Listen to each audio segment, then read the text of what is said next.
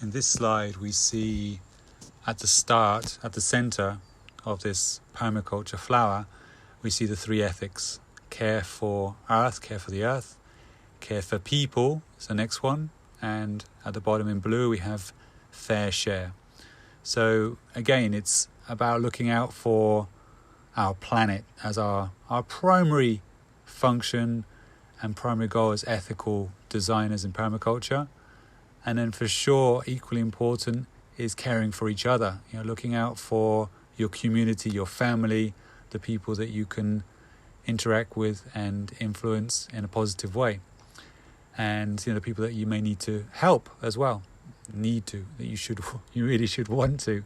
Okay, we all look out for each other.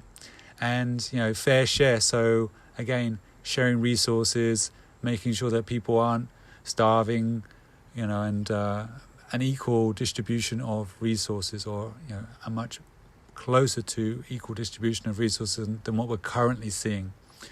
And then we've got the petals of the flower. So starting from the top right, we've got built environments, so things like houses, things that we get on and build. And then we've got the tools and technology that are available to us. Our technology, is just through the roof right now. And we could really just stop, developing technology just to understand what we've got currently. Things move so quickly, okay? Culture and education. So how we pass on information to other generations, to our peers, how we share things. We're in a time where people can share information very quickly, via the internet, much faster than 20 years ago. And that means that we can spend a lot of time learning new things and sharing that very quickly and effectively. Sometimes, however, there can be such information overload. You're not quite sure whether what you're seeing is good or not. So you have to be a little bit careful with that. And of course, the next one, we have health and spiritual well-being. So, our health, I've spoken to people who are in bad health, and they've said to me, Russell, be grateful, be so grateful that you've got good health. Okay, it's without good health, your life is much more difficult. So, if you have good health, look out for your body, treat it like a temple, as they say. Your spiritual well-being, this is something that isn't so much talked about in permaculture in a lot of ways, but it's so important as well. So, making sure you're in a good headspace.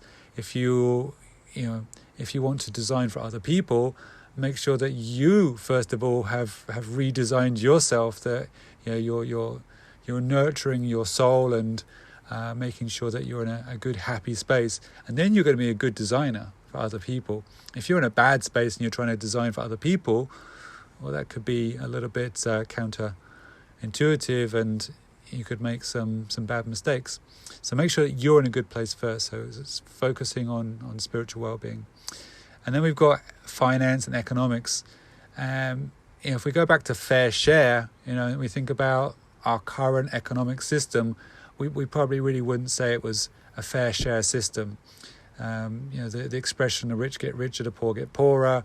This year, 2020, we've probably seen that even more, with the lockdowns and how that is exacerbating the differences between the rich and poor. So we really need to think about systems, financial systems and economics that are based on fair share. And then we've got land tenure and community governance. So, how we own land, how could we share it in communities, eco-villages, that kind of thing. And then land and nature stewardship. So going back to farming, I've said before that we've been taking. So we need to, get back to giving. We need to be regenerative. We need to regenerate our nature. We're talking about, at the moment, about huge extinctions.